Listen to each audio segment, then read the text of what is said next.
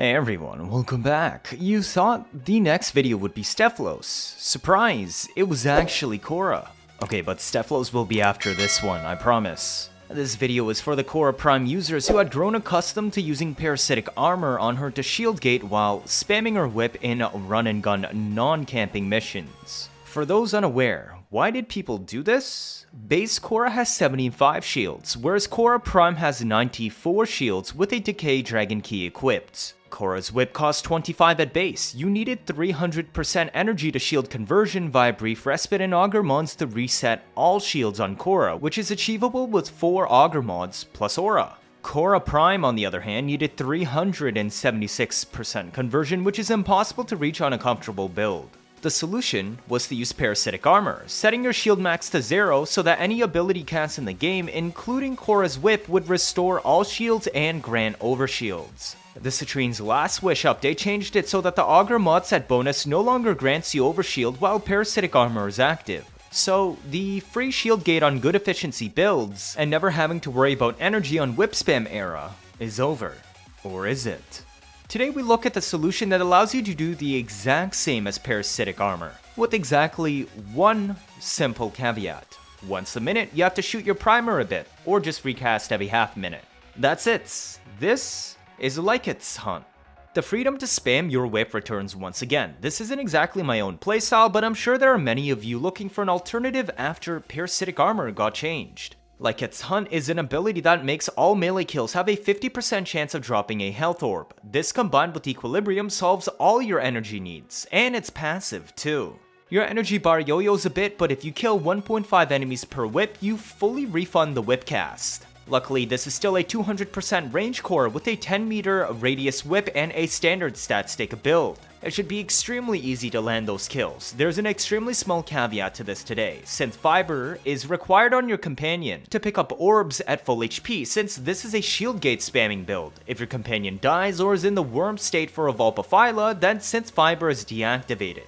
But this shouldn't be an issue on Khora, because you will have both Venari and Smeeta or Vulpaphyla, each with their own Synth Fiber. Also, because Khora's whip counts as melee damage, you should be able to max out their HP every whip due to pack leader. No, you don't need the primed version.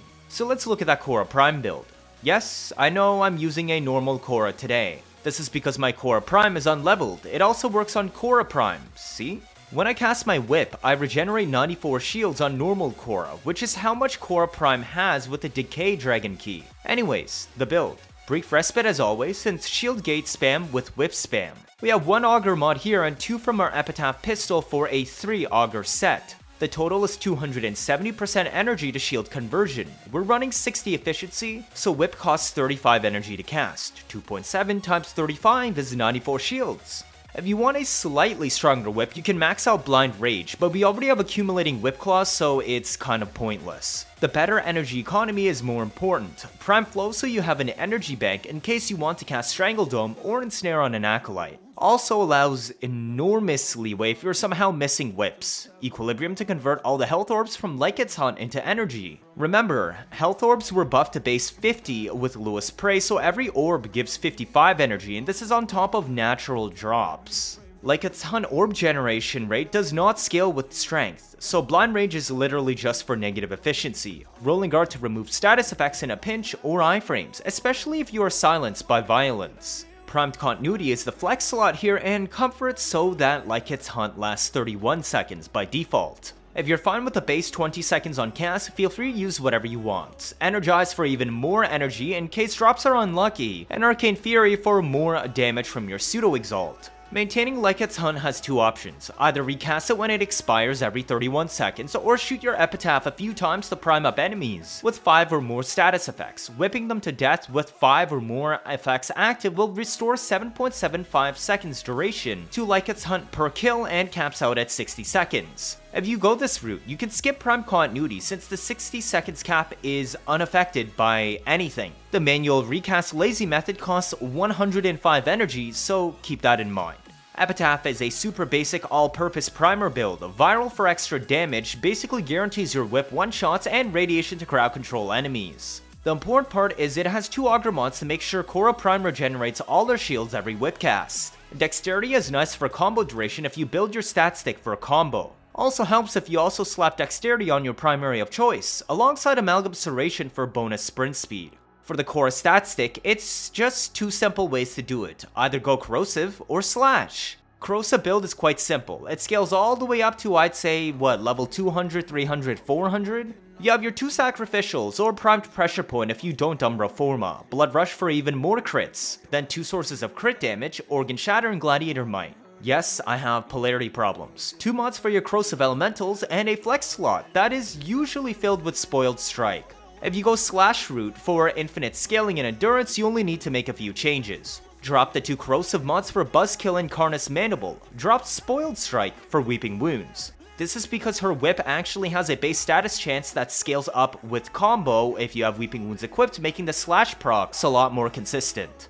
Spoiled is by far the weakest mod on the build, since we already have Arcane Fury stacked on top of Pressure Point. The slash build is only needed for endurance runs, which are the same runs where you should be using 12x combo whips, because status on the base whip isn't high enough without weeping at 11 times stacks. For focus schools, if you're going the 12 times combo route, take Neramon for power spike, otherwise, take whatever you want, it doesn't really matter.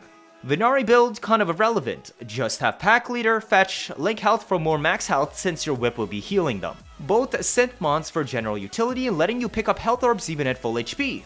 Tech Assault for less Venari deaths, Radar, and Vacuum if you want. Panzer is basically the same, except you also bring Panzer Devolution so it revives itself, Martyr so you don't die when you screw up, and Viral Quills because, well, who doesn't like more viral procs? Smeeta would be similar builds but with Charm and Tech Enhance for a longer charm duration instead of Viral Quills and Devolution mods, Medipet Kit for longer bleed out timers, and both should have Radar and Vacuum. Cheers! If this is your first time watching, feel free to leave a like or better yet subscribe, let me know your thoughts down in the comments. 79.5% of you are not subscribed, I'm trying my best to get you new information out always, as soon as possible like I've done with Citrine's Last Wish. Stick around if you want to see interesting memes and builds on a nearly daily basis, you don't want to miss out on any of that, do you? That'll be it for this video, thank you all for watching and see you all next time.